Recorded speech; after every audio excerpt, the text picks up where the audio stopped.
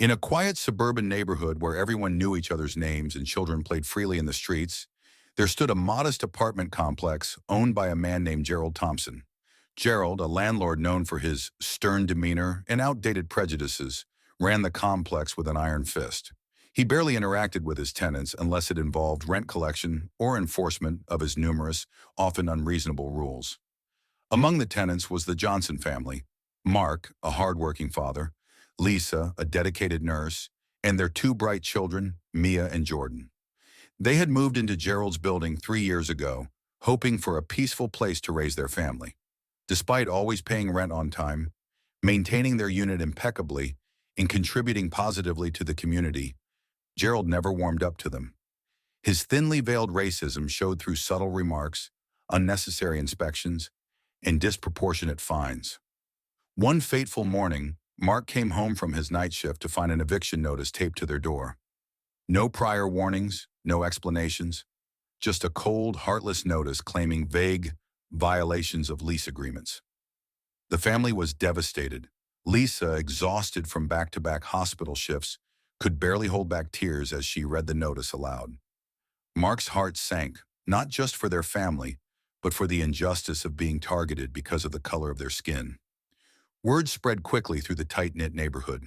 Sarah, their next-door neighbor, was the first to act. A single mother of two, she had always admired the Johnsons for their kindness and resilience. She reached out to other residents, sharing the unjust treatment the Johnsons faced. Soon, the entire community was buzzing with outrage. A neighborhood meeting was hastily organized in Sarah's small living room. Families squeezed in, standing shoulder to shoulder, fueled by a shared sense of injustice. They decided on a plan. They wouldn't let this stand. Flyers were printed, detailing the Johnson story, and distributed throughout the town. Social media posts went viral, garnering thousands of shares and drawing attention from local news outlets. The power of community solidarity became evident as people from all walks of life rallied together. Protests were organized right outside Gerald Thompson's apartment complex. Signs reading "Justice for the Johnsons" and "End Housing Discrimination" filled the streets. Local activists joined in, and even the city council took notice. The protests grew larger with each passing day, capturing media attention and forcing the issue into the public eye. Gerald, initially dismissive of the uproar, found himself overwhelmed by the backlash. His attempts to defend his actions only fueled the community's anger. His business dealings suffered, and longtime tenants began moving out, unwilling to support a landlord who practiced such blatant discrimination. Meanwhile, the Johnsons received an outpouring of support. Donations poured in to help them cover legal fees and temporary housing costs. A pro bono civil rights attorney, inspired by their story, took on their case, determined to hold Gerald accountable for his discriminatory practices. The court case became a landmark event in the town's history. The courtroom was packed with supporters wearing "Justice for the Johnsons" t-shirts. The evidence presented was damning.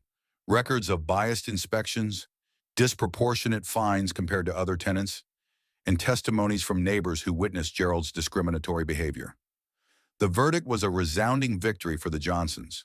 The judge ruled in their favor, citing clear violations of anti-discrimination laws. Gerald was ordered to pay substantial damages, and his property management license was revoked. The case set a legal precedent, making it harder for landlords to engage in similar discriminatory practices without facing severe consequences. But the story didn't end there. The Johnsons, empowered by their victory, became advocates for fair housing rights. They worked with local organizations to educate tenants about their rights and help others facing similar injustices. Their experience transformed them into community leaders, inspiring change far beyond their neighborhood. The apartment complex, once overshadowed by Gerald's prejudice, became a symbol of resilience and unity. The new landlord, chosen by the community, prioritized inclusivity and fairness, ensuring that no family would ever face what the Johnsons endured. In the end, the Johnsons' story was more than just a tale of injustice.